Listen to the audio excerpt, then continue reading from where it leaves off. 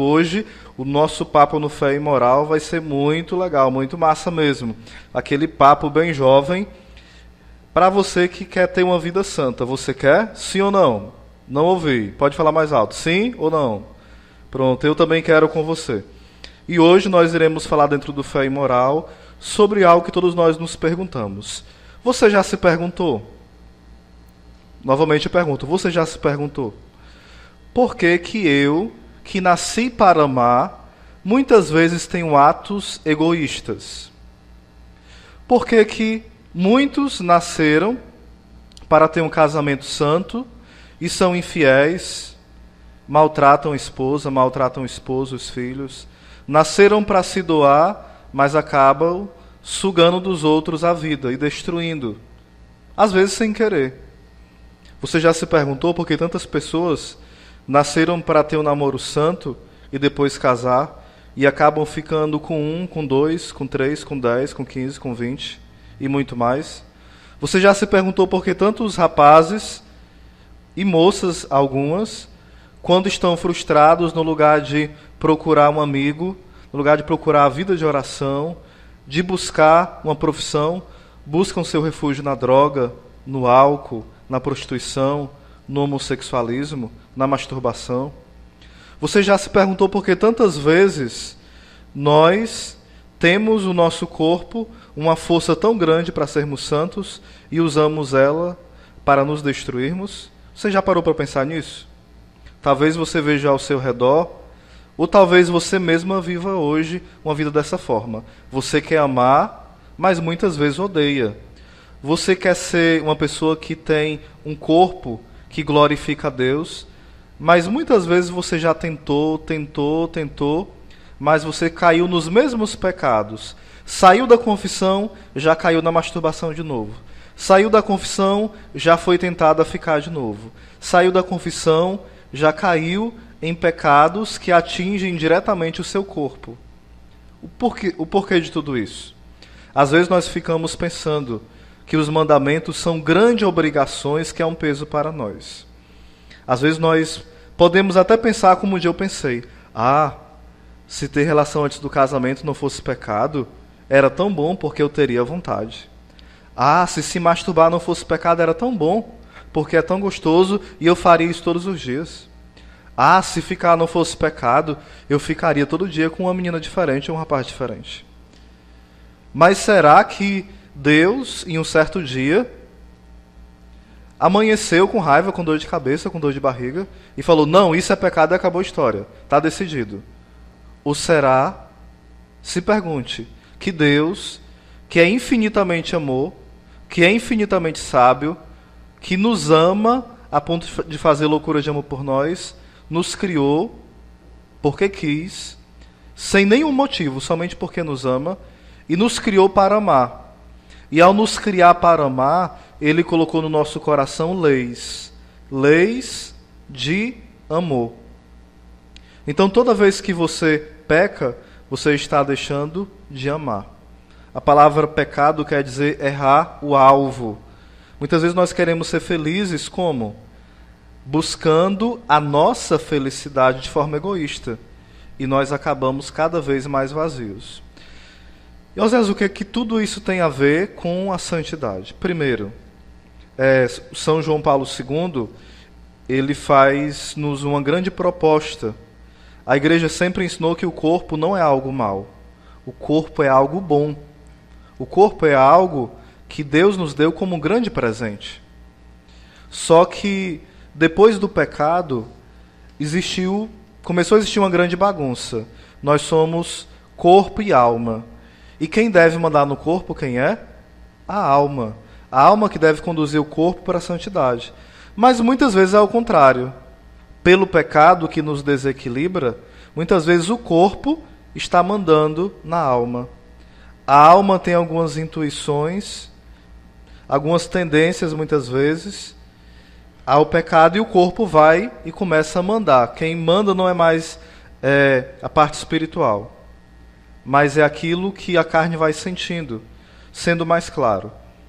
Muitas vezes você sente o desejo de Quando você olha para uma menina e deseja o corpo dela, e você pensa, puxa vida, isso é muito demoníaco. Isso é algo do maligno, isso é algo do cão mesmo. Como nós falamos no Ceará, é do capeta, é do sujo, é do encardido. Mas nós podemos pensar de uma outra forma. Nós podemos pensar, esse desejo foi Deus que me deu. Só que ele está bagunçado. Então toda vez que eu olho para um corpo de uma menina e sinto um desejo, um impulso, aqueles hormônios que ficam à flor da pele, quer dizer o quê? Que você foi criado para amar. Em você tem uma potência muito grande que é de amar o outro, de se doar. Só que o pecado, ele bagunçou tudo. Então quando você olha para alguém, você começa a achar que ele ou ela é um objeto.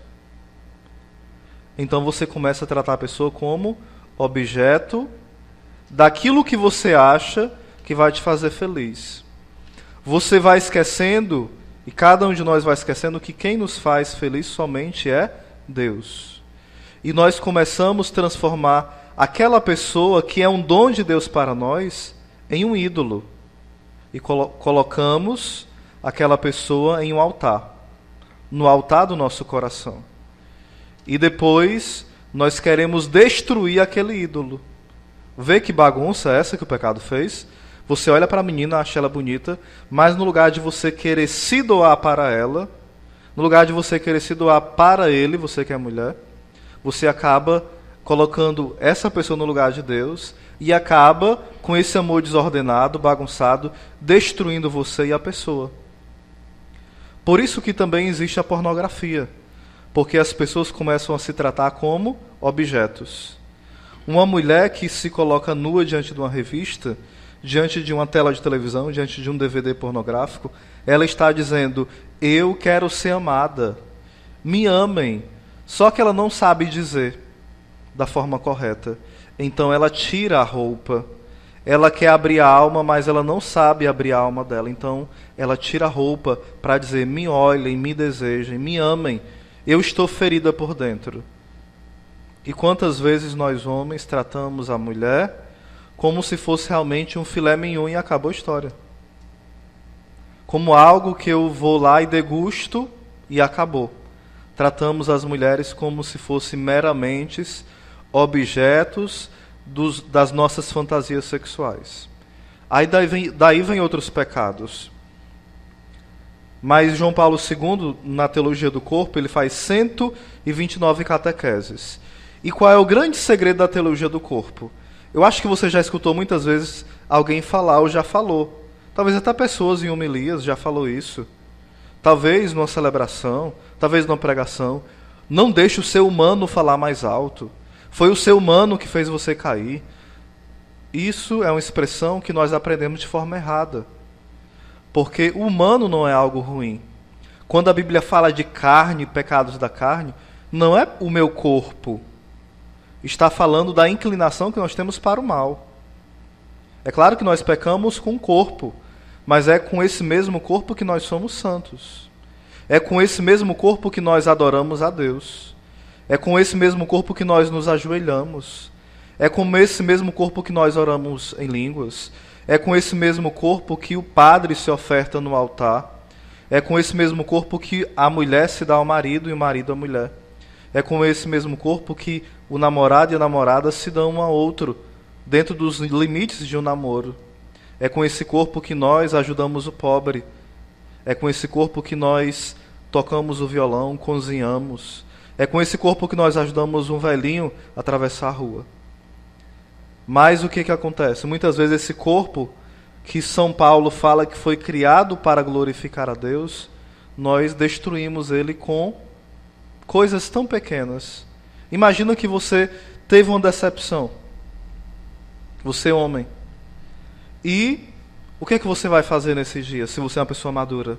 Você vai dizer, puxa vida, no mundo real, nós temos decepções. Então eu vou continuar a vida e vou lutar, mesmo diante dos desafios e decepções. O homem maturo faz o quê? Eu vou buscar droga. Eu vou adulterar. Eu vou me masturbar para acabar com esse vazio que eu tenho, com essa angústia, com essa tensão que eu tenho dentro de mim. E Oséias, como é que eu sou um homem e uma mulher madura? Quando você é um homem e uma mulher que reza. Quando você é capaz de contemplar diante do seu espelho o seu corpo nu e dizer: bendito seja Deus, porque Deus me criou para amar. Os meus olhos foram feitos para amar. O meu ouvido foi feito para amar. Os meus pés, a minha perna. O meu órgão genital fala de amor. O meu ser fala de amor. Todo o meu corpo fala de amor. E quando nós olhamos para a encarnação, Jesus se faz homem, mais um motivo para nós dizermos que o humano é algo bom, porque Deus se fez homem. Então, o nosso corpo, ele fala de Deus. Quando nós olhamos para o corpo de uma mulher, nós lembramos de quem? De Maria Santíssima. Pelo menos devemos lembrar. Por isso que o demônio tem tentado destruir as mulheres e colocar ela como objeto. Qualquer propaganda aparece uma mulher quase nua, porque quando o demônio vê uma mulher virgem, uma mulher bem vestida, ele lembra de Maria. Por isso ele quer destruir as mulheres. E ele fará de tudo para destruir as mulheres, para colocá-las como meros objetos na mão dos homens que vão ser apenas usadas e jogadas fora a qualquer momento. Quando todo o inferno olha para um homem, ele vê um homem, um jovem, maduro, robusto, ele vê o corpo de Cristo. E por isso ele odeia, e ele quer fazer esse jovem também odiar o seu corpo. Por isso ele faz tudo para que aquele jovem caia em muitos pecados, que depois aquele jovem vai se escravizando. E depois ele vai achando que a única forma de ser feliz é se masturbando, é ficando, é tendo relações, é se drogando. Então o nosso corpo fala algo que nós devemos nos acordar. Primeiro, ele foi criado por Deus, e Deus não cria nada mal. Segundo, Jesus se encarnou, ele se fez carne. Então o corpo é belo. Terceiro, Jesus morreu na cruz e o nosso corpo foi redimido. Ele elevou o nosso corpo. E quarto, quando Jesus subiu ao céu, ele abriu as portas do céu e o seu corpo glorioso está dizendo: o seu corpo, rapaz, o seu corpo, moça, o seu corpo, adolescente, o seu corpo, criança, o seu corpo, você que é casado, você que é celibatário, padre, foi criado para o céu. Por isso, toda vez que você for fazer algo, pense: isso leva o meu corpo para o céu? Isso leva. O problema é que nós pensamos muito pouco. Nós queremos saciar o desejo que naquela hora vem sobre nós. Mas esse desejo que grita dentro de nós, ele só está bagunçado. Se nós usarmos esse desejo para amar, o mundo será salvo. Várias pessoas vão encontrar em você a resposta. Muitas vezes quando nós vemos uma menina quase nua, com um shortinho bem curtinho, com a roupinha, uma blusa mostrando o umbigo, nós temos a tentação de dizer: isso é o cão mesmo. Não, não é o cão. É o corpo de uma mulher que não sabe ainda o seu valor. É o corpo de uma mulher que não encontrou ainda o sentido da beleza do seu corpo. Se ela souber que o seu corpo é belo e é capaz de atrair um homem, mas que esses homens ainda não são santos o suficiente para respeitá-las, essas mulheres cobririam com toda gentileza, com todo cuidado o seu corpo. É interessante também que muitas vezes nós perguntamos a alguém: mas a roupa fala de algo? O que importa não é o coração. Jesus não criou um coração que anda. Jesus criou, a Trindade criou uma pessoa inteira, corpo, alma e espírito. Jesus, a Trindade Santa, não criou um coração que anda aí pelas ruas, criou um corpo. E esse corpo é belo. E por ser belo, ele é desejado. E por sermos pecadores, muitas vezes ele é desejado da forma errada. Algumas pessoas também podem se perguntar: mas o ser humano nasce nu. Que mal tem estar nu? No princípio, como fala a palavra de Deus, não existia nenhum problema. Porque quando eu olhava, eu me coloco como sendo o primeiro Adão, você como a primeira Eva, quando um olhava para o corpo nu do outro, dizia: esse é um dom de Deus. Porque eles não se fixavam apenas em um local, porque eles viam aquela pessoa inteira, via a alma da pessoa, via o corpo inteiro, dos pés à cabeça.